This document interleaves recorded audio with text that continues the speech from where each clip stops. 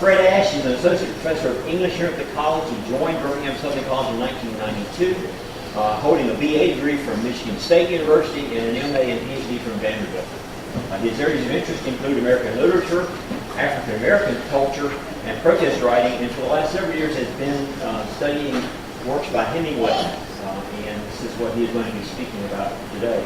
In 2006, Dr. Ashe presented a paper titled Gregory, Hemingway in his Posthumous Fiction to the 12th Biennial International Society Conference in Ronda, Spain. During his recent sabbatical, Professor Ashe further expanded his study of Hemingway's nonfiction and Hemingway's relationship to his estranged son, Gregory, and he will be speaking today on fathers, sons, and women's clothing. So I turn it over to Fred. Is this working? Is this on? Is this working? Okay, all right. Thank you. It's been pointed out to me when I did this 10 years ago, I had a slide and I misspelled sabbatical in it. I looked sabbatical up this time. I did not look up the date, apparently. So I'm kind of living in the past as we go. It's customary at these to thank the administration for the sabbatical program and for granting the sabbatical, and I certainly want to do that. It's a program that's vital to the lifeblood of the Academy. It's not only revitalizing to me as a scholar and just as a teacher, but also allowed me to get some work done. I've been working for several years on this material with Hemingway. I was finally able to put together and publish an article in this past fall's Hemingway Review, particularly on how Gregory Hemingway fits into Hemingway's posthumous novel Islands in the Stream, which was published in 1971. That's 10 years after Hemingway's suicide. He shot himself in 1961. I did some other things on sabbatical. I did work for a part of it on creative nonfiction, personal essay writing.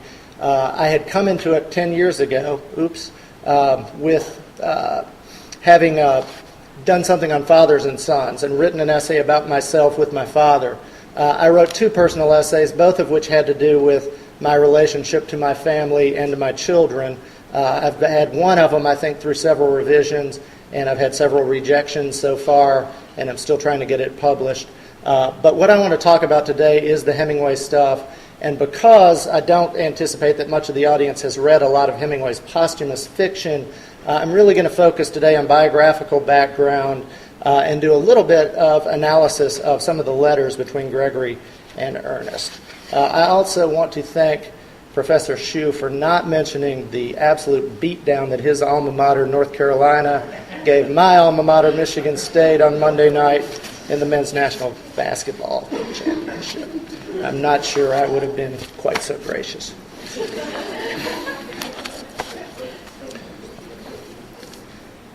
In their book Hemingway's Genders, critics Nancy Cumley and Robert Scholes claim that, quote, everybody knows 2 things about Ernest Hemingway, that he was called Papa and that he had a code.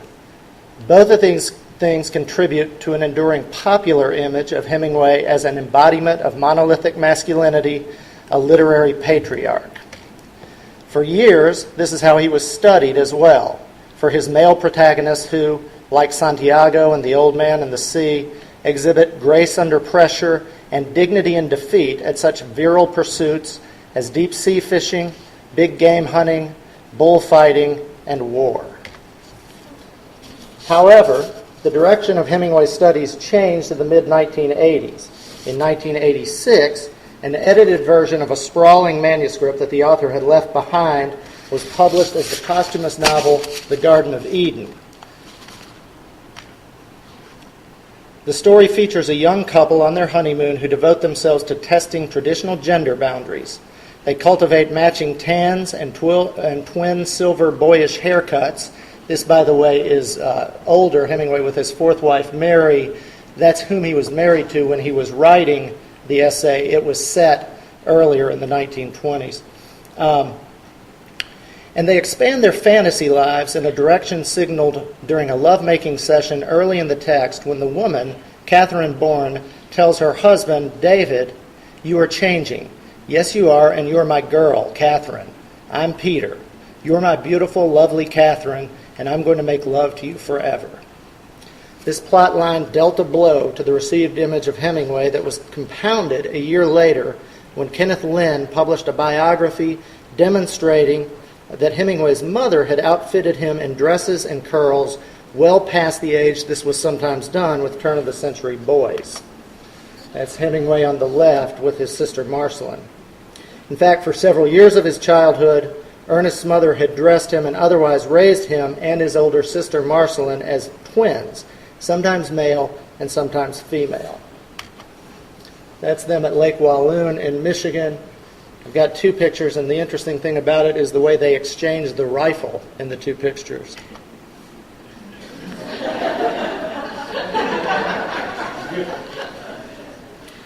Lynn used evidence from Hemingway's life and his fiction to claim that his mother's efforts had made a lasting and confusing impression on the author.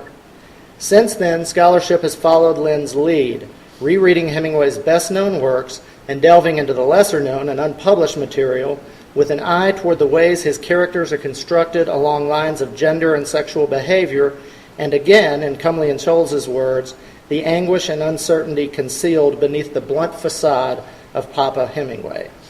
This is apparent in the titles of the major critical studies to appear since the mid-'80s. Mark Spilka's Hemingway's Quarrel with Androgyny, Cumley and Scholz's Hemingway's Gender, Deborah Modelmog's Reading Desire in Pursuit of Ernest Hemingway, Carl Eby's Hemingway's Fetishes, Psychoanalysis in the Mirror of Manhood, and Richard Fantina's Ernest Hemingway, Machismo and Masochism. Eby, in particular, demonstrated that Hemingway the man was driven by a number of genuine sexual fetishes, the most powerful ones concerning women's hair and matching haircuts, and that his relations with all four of the women he married over the course of his life shared elements of the relationship he depicted between Catherine and David Bourne in the Garden of Eden. This is his second wife, Pauline, and to the extent that the Garden of Eden is based on a specific honeymoon in his life, this would be the one. In fact, evidence of these preoccupations is much more ample in Hemingway's canon than had previously been recognized, becoming more explicit in the unpublished manuscripts that the author worked on throughout the 1940s and the 1950s. And here are just a couple of photographs showing Hemingway very concerned with his own hair. This is in Africa on safari in 1953. I'm not real sure when that is. But in the Garden of Eden, there's not only a couple with matching short haircuts, there's another couple that got edited out of the final manuscript with matching long haircuts. Eby took his insight into Hemingway's fetishes a step further in a recent essay from the Hemingway Review, recasting the author's interest in androgyny as an exploration of actual transvestic impulses. Identifying moments in Hemingway's later works that seem to draw from passages in the author's letters and journals, Eby finds couples following a ritual erotic script that triggers in the male partner, quote, an intense conviction that he has been physically transformed into a girl, however temporarily. This pattern leads Eby to place Hemingway on what he calls a transvestic continuum, running from fetishists at one end to secondary transsexuals at the other.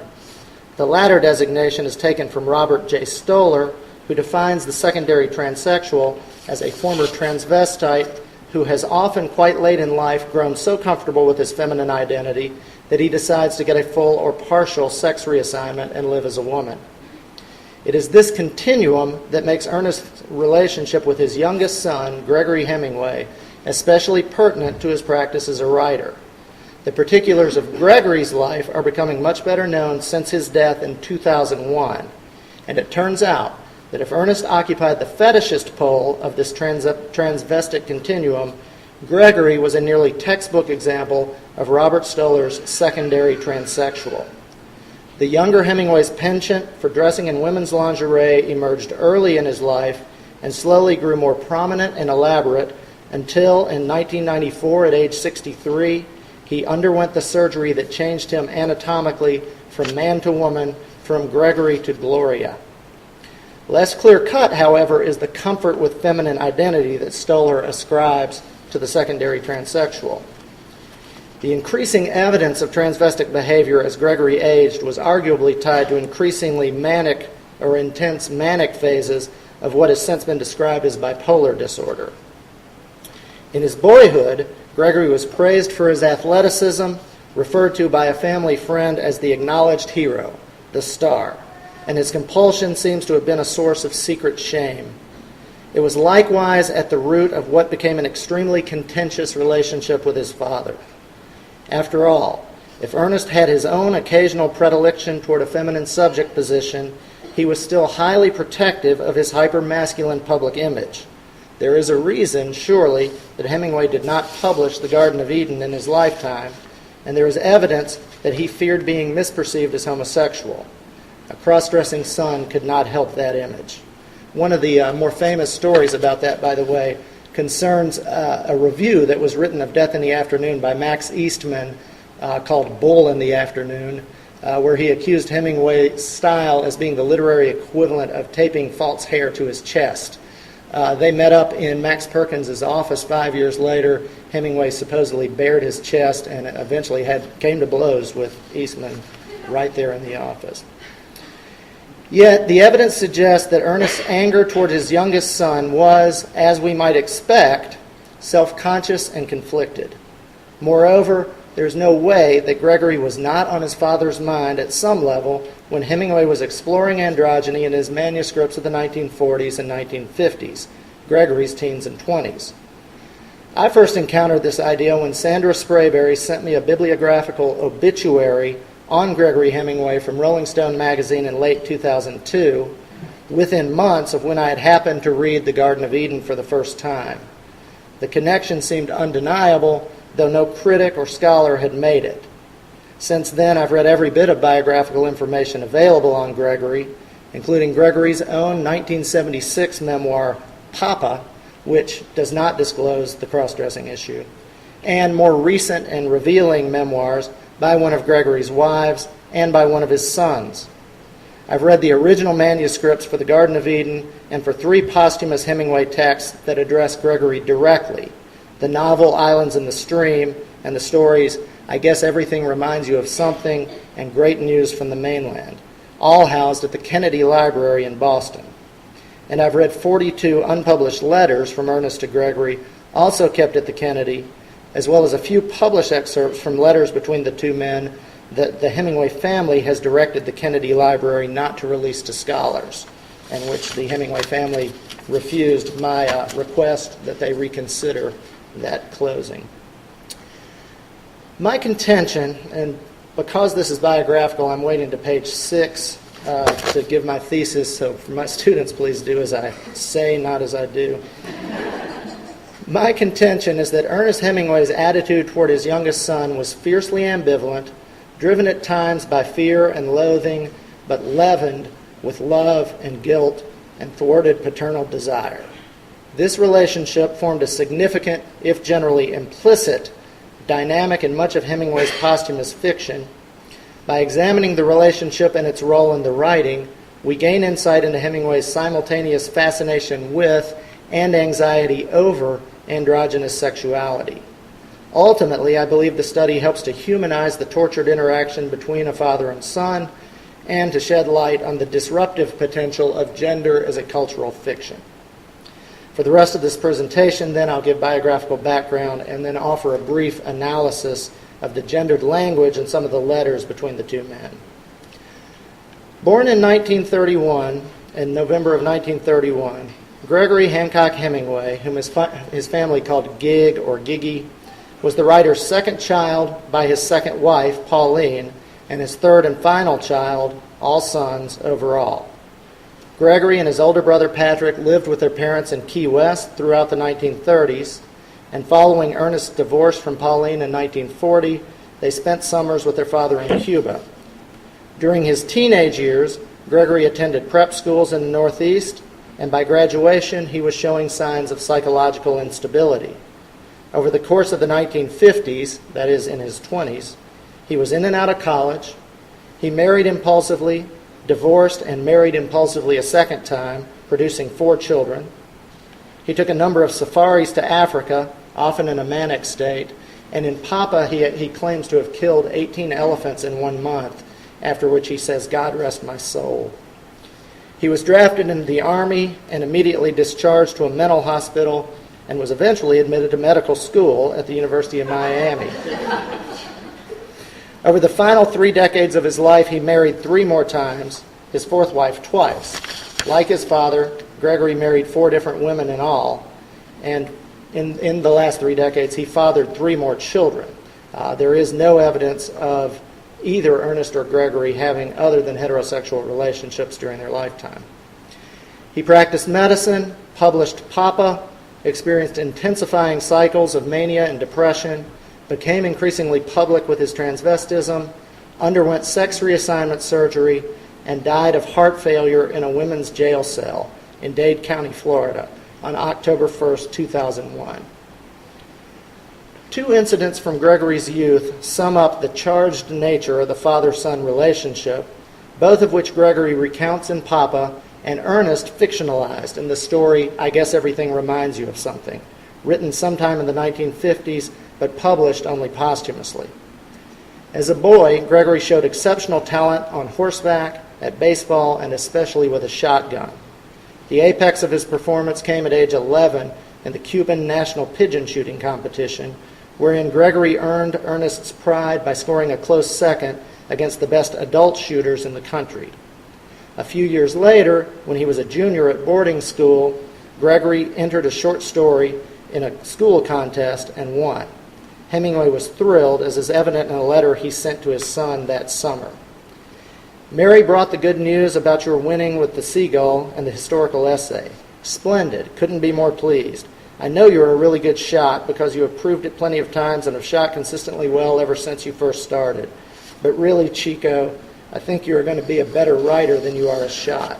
But don't quit shooting." Sometime after this, Ernest discovered that the story had been lifted wholesale from Turgenev. In the version of this event from Hemingway's short story, the father learns of the plagiarism several years later and reflects back that over the intervening time, quote, "the boy had done everything hateful and stupid that he could."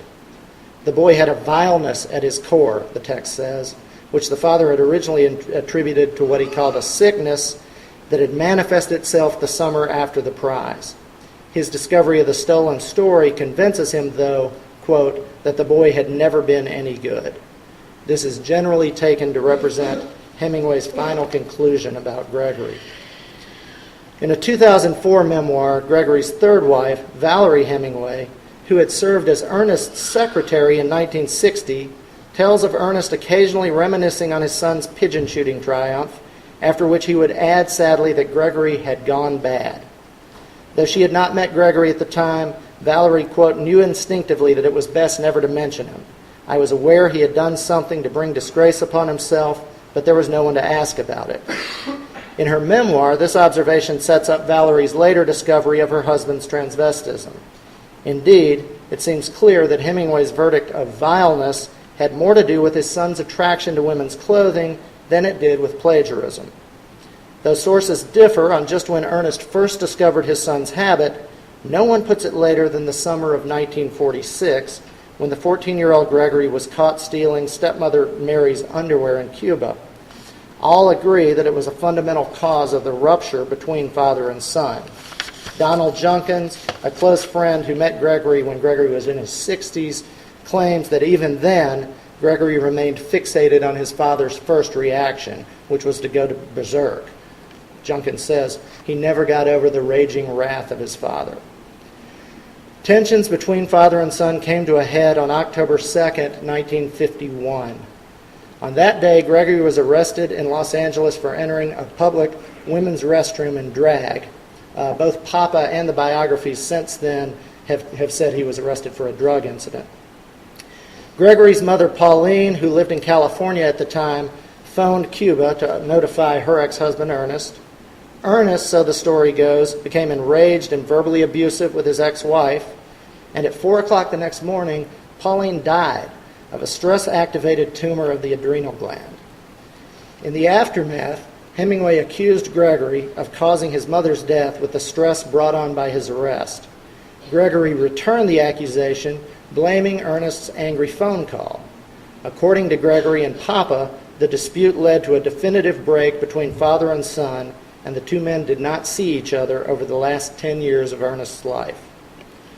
For a long time, commentators accepted this notion of a decade-long blackout in communication.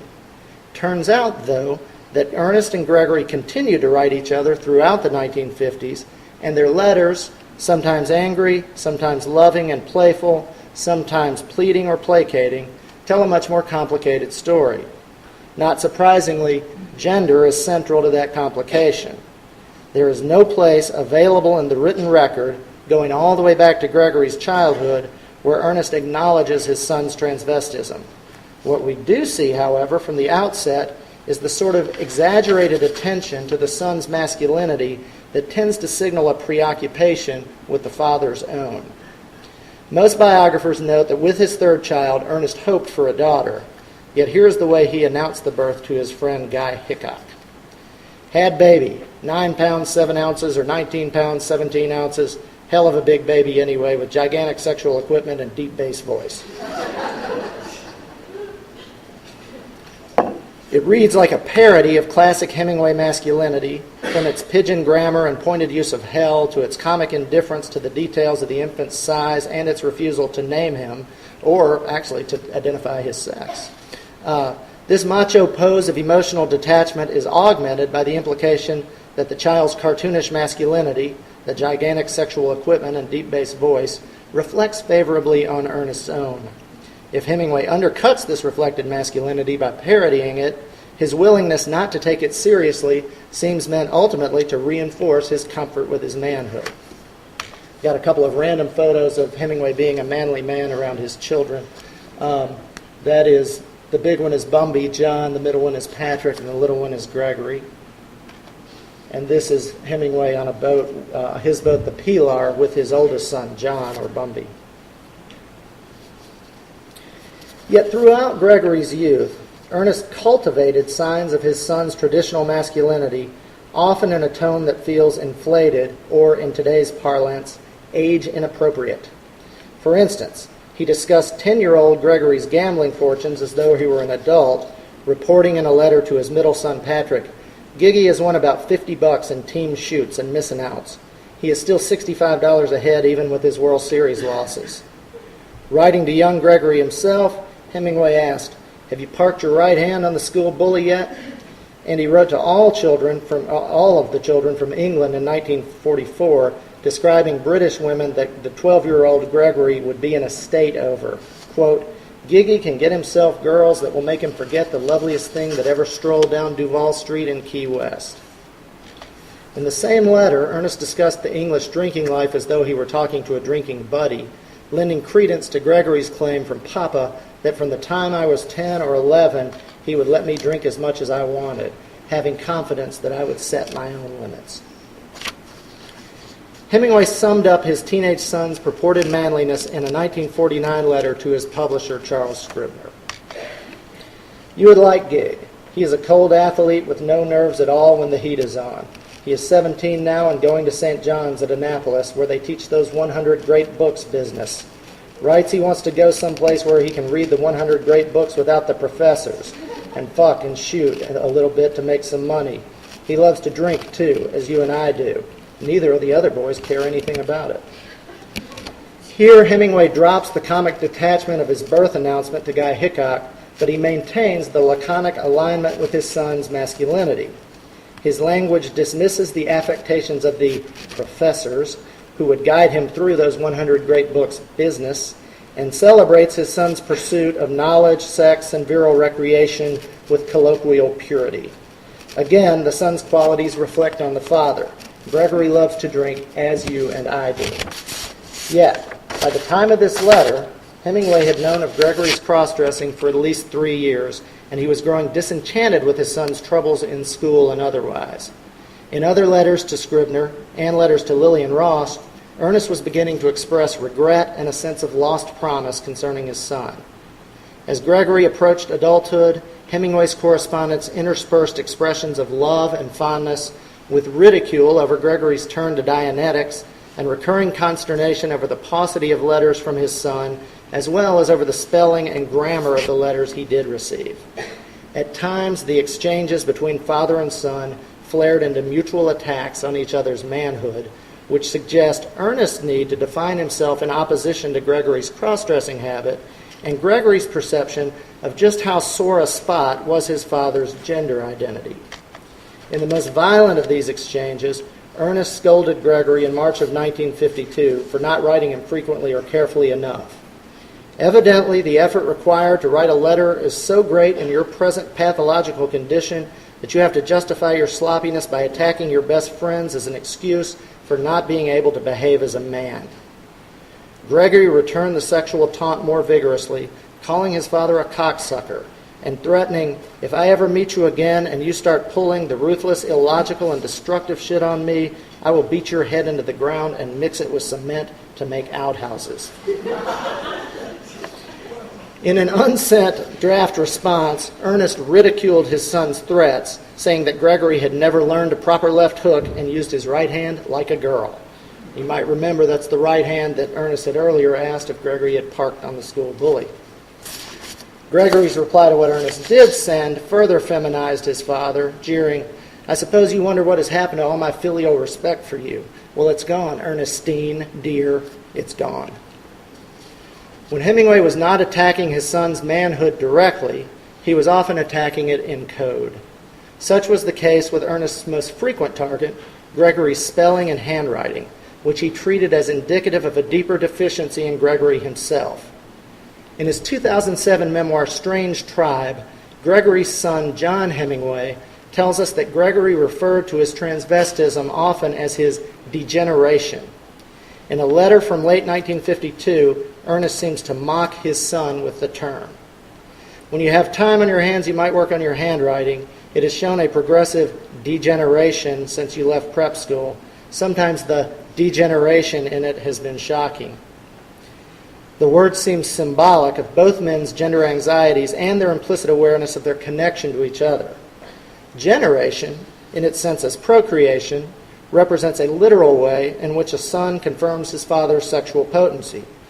Yet, if, as Hemingway sometimes implied, a son's manliness is supposed to attest to his father's, then surely his flagrant femininity calls the father's manliness into question. Etymologically, degeneration denotes a falling off from ancestral or earlier excellence. Interestingly, an obsolete variant of the verb degenerate is degender. To Ernest, Gregory's degeneration must have felt like a degendering, like an exposure of the cracks in his own vaunted virility. Moreover, if Ernest could not consciously acknowledge that his son's transvestism represented a deeper progression of his own tendencies, he could not deny that this was the case with Gregory's spelling. In a letter protesting Gregory's unannounced first marriage, Ernest had demanded, "And for Christ's sweet sake, learn to write a decent, grammatical, comparatively properly spelled letter. I know I spell and write badly, but I have earned the right not to." You haven't. Given the context, Ernest seems to be casting Gregory's alleged inability to produce legible standard English as a metaphor for his refusal to follow conventional gender behavior. Yet, the more vigorously he insists on Gregory's failings, the more he seems to implicate himself. This is illustrated in a letter from March of 1952, which Ernest ends by declaring, "The deterioration in your handwriting and your spelling is a very alarming symptom of your condition." So you can see he spells symptom S-Y-M-T-O-M. Gregory seemed acutely aware of his connection to his father, asserting Hemingway's attraction to androgyny before Hemingway criticism caught up. In a Washington Post interview from 1986, where Gregory first publicly acknowledged his cross-dressing habit, an interview, by the way, that flew under the radar of Hemingway biography until Gregory's death 15 years later, meaning that scholars really did not know this about Gregory until the turn of this century. The younger Hemingway conjectured, "You've got this father who's super masculine, but who's somehow protesting it all the time. He's worried to death about it, and therefore very worried about his sons and their masculinity." Gregory goes on to relay a story that he says Ernest told him once about seeing a woman in Paris and wanting to go over and kiss her just because she had so damn much red lipstick caped on. I wanted to get that lipstick smeared all over my lips, just so I could see what that felt like. Gregory implies here that he was taking his father's curiosities to their logical extreme. The son learned what it felt like. Gregory did not, tragically, learn to be consistently comfortable with his compulsion. Early on, in the midst of one of their angriest exchanges, Gregory made the only mention of cross-dressing I have found in the letters between the two men. The clothes business is something that I have never been able to control, understand basically very little, and I am terribly ashamed of. I have lied about it before, mainly to people I am fond of, because I was afraid they would not like me as much if they found out. It has been a terribly destructive influence on my life and is undoubtedly responsible for a lot of moral disintegration. Gregory retained shame over this issue even as it deepened. In 1986, he told the Washington Post, "I've spent hundreds of thousands of dollars trying not to be a transvestite." Although he did become more open in his practice as he engaged, his life grew increasingly turbulent until the moment when, in 2001, he was apprehended by police outside of Miami, walking along a main thoroughfare, naked with a dress and heels in his hand, and 4 days later he died of a heart attack in a women's jail cell. This is Gregory fairly late in life with his son, Edward. I mentioned earlier that his son, John, has written a memoir, and it shows that a lot of the relationship between the children and Gregory carried that same sort of volatility that the relationship between Gregory and Ernest had. By the way, we are working with Provost Shue very hard to try and get John Hemingway here to speak on April 29th, so 3 weeks from yesterday, about his memoir, Strange Tribe. So hopefully you'll be able to get a more firsthand account of all of this in 3 weeks. In that same 1986 interview, Gregory reflected on his father, dead 25 years at that point. "These horrible mixed-up feelings you have, the love and the hate, you know, I still miss him so much. Isn't it crazy?" That intense ambivalence was shared by the father as well as the son.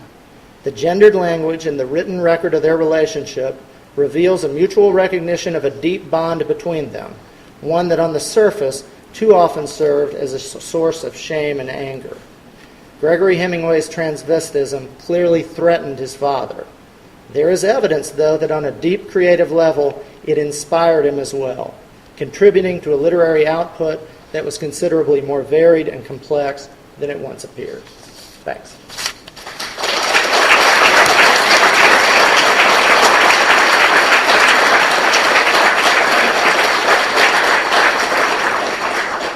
Questions for Dr. Ashe? Yes. I know you mentioned about Hemingway's mother and how she treated his sister. What was his relationship like with his own father? It was distant, and it was also ambivalent. He's got a story called Fathers and Sons, which is yet another sort of pun in my title, where he talks, for one thing, and as with a lot of Hemingway's stories, it's at least read into the biography, if not taken as a direct template. But he speaks, among other things, about his father's unsoundness in matters of sex and ways that he tried to discuss things with Ernest. His father ended up committing suicide from depression in 1928. It's a really vicious streak through this family. He also, for what it's worth, always blamed his mother for his father's problems and felt like his father never stood up to his mother sufficiently. Dave? I wonder if you talk a minute about the importance of access to documents. And we're here in Birmingham, and much of this essentially you have to do in Boston. And that's a very difficult thing to do, and yet having access to these letters opens up an entire venue of criticism that, as you're definitely a part of it, reshaping how people understand Hemingway. So, talk a little bit about access to documents, the problems you had with the Hemingway Trust, and also just what this really feels like to have access to all these. Yeah, I was going to say it's not only important, it's just so cool. this is how they asked me to do it. These are the sheets they gave me to make the printouts of the letters here. Most of them are typed, some of them are handwritten. There are thousands of pages of these manuscripts, many of which are handwritten, and it's really an experience to sit with that. They're all copies, but the originals are in a sun-locked vault in the attic somewhere. But to sit there with those originals, to see where he made markouts, etc., is an extremely moving thing as a scholar.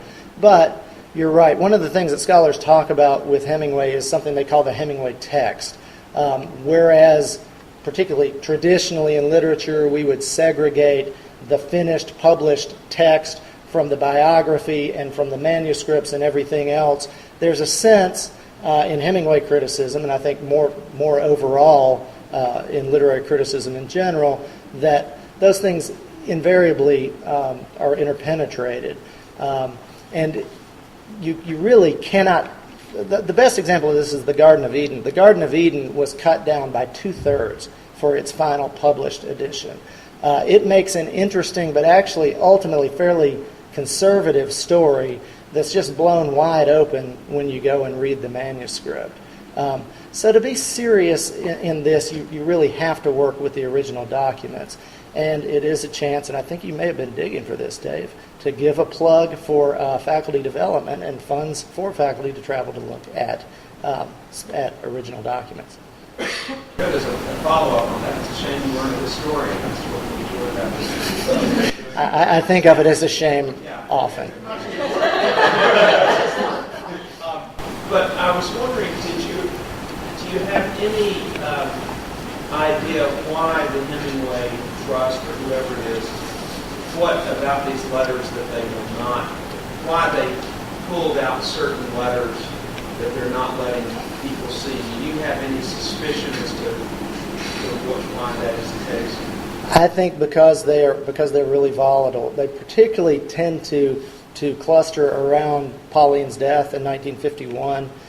Right now, the Hemingway Trust boils down to Patrick Hemingway, the middle son, who's the only one of the three who's still alive, and is very protective in a lot of ways. The second generation, led by people like John Hemingway, is starting to kind of push against that a little bit. Some of the things that I did have access here to were letters that were not available to me at the Kennedy, but that John, as a family member, did have access to and excerpted in his manuscript. I didn't make a particularly vigorous push. I made in writing, as the Hemingway Library asked me to do, a request to open those letters, and it was denied. John? How restricted is access to that? I mean, do you have to be like, hey, I'm a scholar, I have a PhD, or, I mean, obviously they're not going to just let anyone walk in there. So. Right, you've got no chance. I got the sense that if, I don't know that you had to have a PhD for it. You needed to apply, but I don't feel like they did a background check on me or anything. They gave me a card. I went every morning and showed clearance. Again, it's a really neat experience. The Kennedy Library itself is phenomenal. The Hemingway room is a fairly small and really neatly architecturally designed room on the third floor. And I would get there at 8 o'clock when it opened and just read as hard as I could until 5 o'clock when it closed. In that room, there's some of his personal effects. There are literally 90% of his papers in there. So you're kind of on record, but I think you might have a shot. I could put in a word. Dave again? I think we kind of question here. When we talk about the son's always reflecting on the father, illuminating the father, it's a little tricky because logically we're kind of backward in time. And it's a little tricky in terms of the logic. But given that, wouldn't one expect it to be a lot of difference between the 20s texts and the 50s texts, that some of us arrivals would have a totally different understanding, or Farewell to Arms would have a very different kind of feel to it than Islands of Garden. And so I'm just wondering if there's been any work done, there, because what you're saying is 1931, when Gregory's birth, triggers a lot of things in Hemingway, but those things are kind of presupposed mean, the fiction of the 20s too, like yourself and other critics. And I would say Gregory's birth doesn't trigger but exacerbates a lot of things that are already there in Hemingway. One of the things that Carl Levy does in his work is look at a lot of the earlier works and makes us look in a different way, particularly The Sun Also Rises and A Farewell to Arms, both of which have fairly detailed attention to women's very short hair and in A Farewell to Arms to matching haircuts. It was just a lot less pronounced at that time, and it's something that he, both in his personal life and in his manuscripts, intensified. And I think it had to have a different feel for him, a more dangerous but at the same time a more alluring feel for him in the 50s. But again, I don't think Gregory triggered anything. I think he had to be one dynamic in that process. Claire? You spent a bit of time talking about the way in which Hemingway was obsessed with Gregory's degeneration in his handwriting and his command of language, even spelling. Is there any reason to think that some of this obsession was in any way related to Ernest's own anxieties about his own potency and power over language, his own linguistic skills, and any degeneration in his feelings about his own stylistics or command as a writer? Yeah, I think that's a very good reading, and I haven't considered it directly, but one of the almost commonplaces in Hemingway criticism that actually I think my work has led me to doubt a little bit is that Hemingway lost his powers in the 40s and 50s. After For Whom the Bell Tolls in 1939, you get really The Sun Also Rises, and you get The Old Man and the Sea, and almost nothing else that was considered of literary worth published in the last 2 decades of his lifetime. He also was always a poor speller, which is fun to see in the manuscripts. And there was always a school of criticism that because of his style looked at him as not a particularly sophisticated writer or someone with a sophisticated command of the language. So, yeah, I think somehow this is a kind of gendered language as well. Mm-hmm. I think that's a very alert reading of it. Anyone else? Mark? What was the, if you looked at what was the extent the medical world knew about sort of transvestites in the 40s and 50s? Talk about his great shame of his art. He spent thousands of dollars or something on this. I mean, was there ever any indication of Hemingway saying he need to get help with this, or? That's one of the things that Gregory's most bitter about, is that his parents did not seem to try to get him help, and he felt like he needed help with it. And I think that probably did reflect the prevailing attitudes at that time, that it was something that you needed to be cured from. He certainly had internalized that idea. Now, Hemingway, one of the interesting things is over the last 10 years, the word has been that they didn't see each other. In fact, they did see each other once when Hemingway drove Gregory from Key West to put him in the hospital, the mental hospital in Miami. And there's some really touching letters around that time where Ernest is obviously very, very concerned with Gregory's mental health. But again, there's no reference to the transvestism as a part of that. Okay. Well, in an age like modern technology where basically snail mail or long-winded letters are going down the road, do you think we would have this kind of evidence to actually say? That's a good question. There's an article in the New York Times 3 days ago about it. Library archivery in the age of technology. And you wonder, did they mention emails? Yeah, and Blackberries and floppy disks. Yeah, you might want to delete stuff. It's never deleted. It's always there. That's an interesting that scholars eventually will get a hold of your hard drive that you've tried to wash and dig it up. And it may be analogous to what we're doing now. Anything else?